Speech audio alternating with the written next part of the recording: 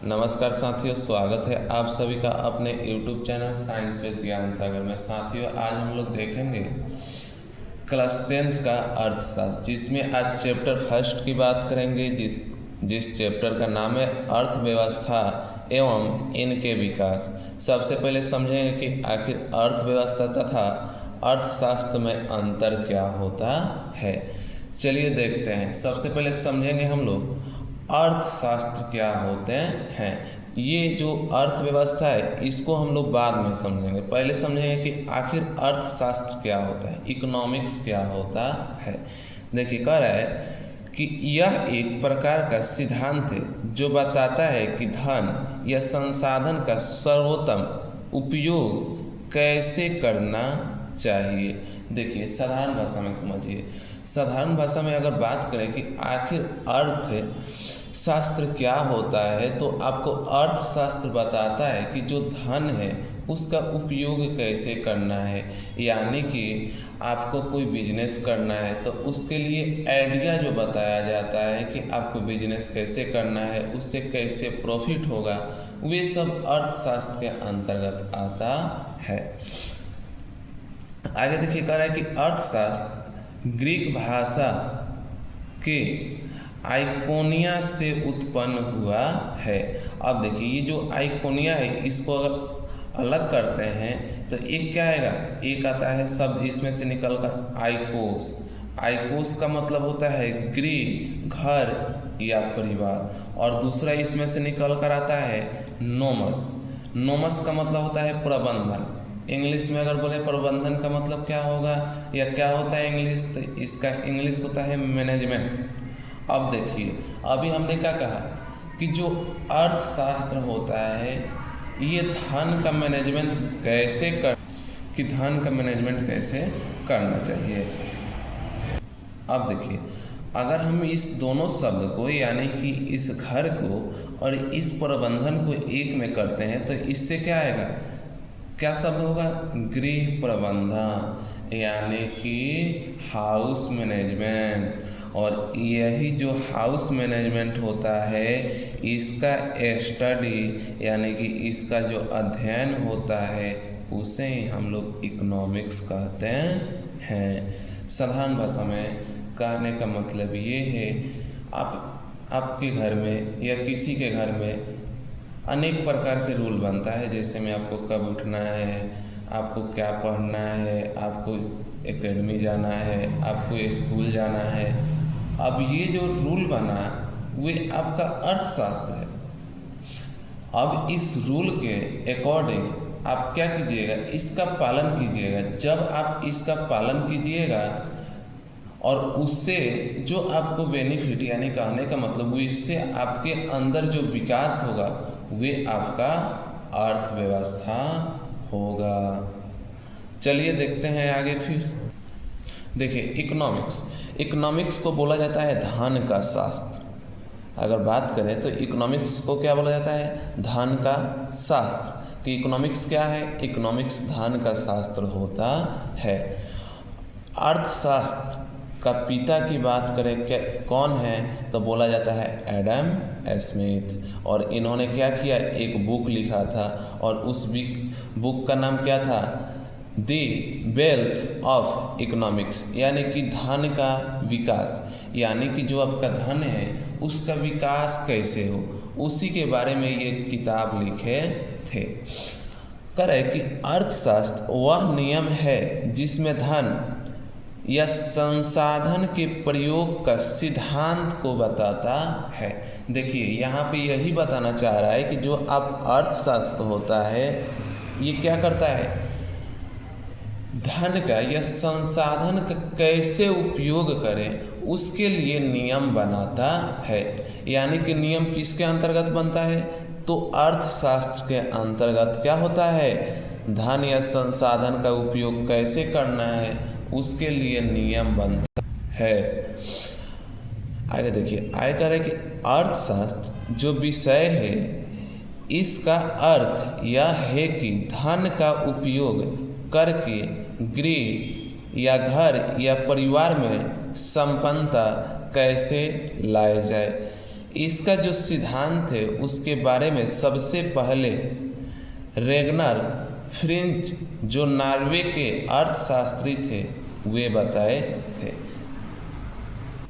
देखिए, जो अर्थशास्त्र है इसके सिद्धांत के बारे में अगर बात किया जाए कि कौन बताए थे, तो कौन बताए थे? रेगनर फ्रिंच ने बताए थे। और इन्होंने यही बताए थे कि जो धन है, जो संसाधन है, उसका उपयोग कैसे करें, यानी कि उसका उपयोग करने के लिए कौन सा रूल बनाए, कौन सा नियम बनाए, जिससे संसाधन का बेहतर उपयोग हो सके। चलिए आगे देखिए, आगे कह रहा है कि 1969 में इकोनॉमिक्स के क्षेत्र में पहला नोबेल पुरस्कार से सम्मानित किया गया। किसको? रेगनर फ्रिंच को। रेगनर फ्रिंच ने अर्थशास्त्र को 2 भागों में बांटा है। साथियों, इसको हम लोग इसके बाद समझेंगे। अभी हम लोग समझेंगे कि आखिर अर्थशास्त्र क्या होता है। ये तो समझ लिए, अब हम लोग देखेंगे अर्थव्यवस्था क्या होता है। चलिए दोस्तों, अब हम लोग देखते हैं कि अर्थव्यवस्था यानी कि इकोनॉमी क्या होता है। अभी हम लोग क्या समझे थे? इकोनॉमिक्स यानी कि अर्थशास्त्र क्या होता है। अब हम लोग समझेंगे कि अर्थव्यवस्था क्या होता है। साथियों, अभी आपको हमने कहा कि देखो कि आपको घर चलाने के लिए आपको क्या करना है? कोई रूल बनाना है, कोई नियम बनाना है, जिससे आपका घर चल सके। अब जो आपने जो रूल बनाया, जो नियम बनाया, जिससे आपका घर चल सके, उसका अगर पालन करते हैं, तब अगर आपका घर अच्छे से चलता है तो उसे ही हम लोग क्या कहते हैं? अर्थव्यवस्था कहते हैं। कह रहे कोई भी देश जो उत्पादन करता है उसका आर्थिक मूल्य ही इकोनॉमी का आकार को बनाता है। देखिए, साधारण भाषा में समझिए क्या कहना चाह रहा है। कह रहा है कि मान के चलो ये कोई देश है। अब इस देश में क्या होगा? इस देश में उत्पादन होगा। अगर ये देश ज़्यादा उत्पादन करेगा तो ये क्या करेगा? सेल ज़्यादा करेगा। जब ये सेल ज़्यादा करेगा तो लोगों को रोज़गार ज़्यादा देगा। जब लोगों को रोज़गार ज़्यादा हो जाएगा, उसका लोगों को क्या होगा? आय मिलेगा, आय भी बढ़ जाएगा। इसी तरह अब क्या होगा? सरकार को टैक्स भी ज़्यादा मिलेगा। तो इससे क्या होता है? इससे किसी देश का विकास होता है। देखिए, आयकर है कि अर्थशास्त्र का पालन करना या क्रियान्वित करना या लागू करने पर जो परिणाम आते हैं उसे ही अर्थव्यवस्था कहते हैं। अभी मान के चलो आपको हमने क्या दिया? आपको हमने 20 रुपये दिया। आपको हमने 20 रुपये दिया और कहा कि अब क्या करो, आप कुछ चीज़ों को खरीदो। जैसे मैं आप छोटे छोटे चीज़ों को कह दिए कि खरीदो। अब आप कैसे 20 रुपये में कुछ छोटे छोटे चीज़ों को खरीद रहे हैं, और उससे आपको क्या करना है कि अगर आप कुछ पैसे को बचा लेते हैं तो ये क्या हो गया? अर्थव्यवस्था हो गया। साधारण भाषा में आप घर को चला रहे हैं। अब आपको घर को बोल दिया गया कि आपको 5,000 रुपये दिया जा रहा है और आप क्या करो? आप घर को चलाओ। अब आपने एक मंथ आपने जो घर का मैनेजमेंट किया और उस 5,000 में से जो आपने मैनेजमेंट करके बचा लिया, वही आपका क्या हो जाएगा? अर्थव्यवस्था हो जाएगा। यानी कि अर्थशास्त्र आपको किसी चीज़ का करने के लिए रूल बनाता है, लॉ बनाता है, और जब आप उसका फॉलो कर लेते हैं और उससे आपको जो बेनिफिट होता है वही आपका अर्थव्यवस्था होता है। चलिए देखिए, अब दोस्तों आगे कह रहा है कि रेगनर फ्रिंच ने अर्थशास्त्र को 2 भागों में बांटा। फर्स्ट क्या बांटा? माइक्रो इकोनॉमिक्स यानी कि व्यष्टि अर्थशास्त्र, और दूसरा इन्होंने बांटा माइक्रो इकोनॉमिक्स यानी कि समष्टि अर्थशास्त्र। कह रहा है कि इन दोनों शब्द का प्रयोग भी सर्वप्रथम रेगनर फ्रिंच ने ही किया था। देखिए, ये जो माइक्रो इकोनॉमिक्स था और जो मैक्रो इकोनॉमिक्स था, ये दोनों शब्द का प्रयोग सर्वप्रथम कौन किए थे? तो रेगनर फ्रिंच ने किया था। देखिए साथियों, दोनों में अंतर क्या होगा? इकोनॉमिक्स में माइक्रो इकोनॉमिक्स और मैक्रो इकोनॉमिक्स में। अब देखिए, जो माइक्रो इकोनॉमिक्स है अगर ग्रीक भाषा में बात करें तो ये छोटा होता है या सूक्ष्म होता है, लेकिन ग्रीक भाषा में मैक्रो इकोनॉमिक्स की बात करें तो ये बड़ा होता है।